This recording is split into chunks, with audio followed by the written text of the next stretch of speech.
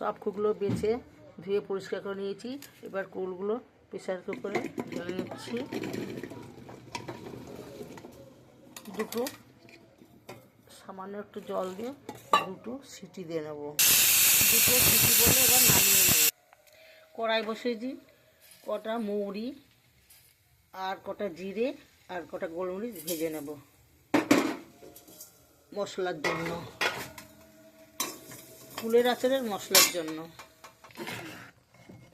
দেখুন বন্ধুরা, দুটো সিটি দিয়ে আমার কুল কি সুন্দর গলে গেছে। 3টে শুকনো লঙ্কা, কটা পাঁচফোড়ন দিয়েছি। আজকে কোনো তেল ব্যবহার করবো না, তেল দেবো না। শুকনো লঙ্কা কি সুন্দর সেন্ট বেরিয়েছে। এবার আমি সিদ্ধ করা কুলটা ঢেলে দেবো।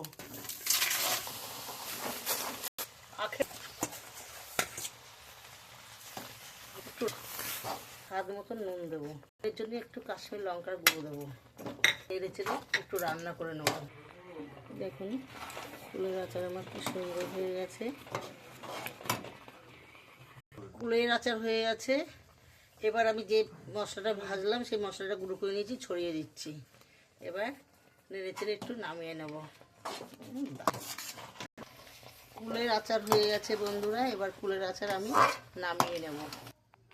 কুলের আচার আমার নামিয়ে নিয়েছি বন্ধুরা। দেখুন একটু মশলা ছড়িয়ে দেবো, আবার একটু পুরো মশলা ছড়িয়ে দেবো। কিন্তু এটাও শেষ নয়, এখনও 2 দিন রোদ্দুরে দিতে হবে, তারপরে বয়ামে তুলতে হবে। বন্ধুরা, আমার কুলের আচার দেখে যদি ভালো লাগে তাহলে লাইক কমেন্ট শেয়ার করবেন এবং একটা সাবস্ক্রাইব করতে ভুলবেন না। বাই, আবার ঠাকুমা রান্না করে দেখা হবে।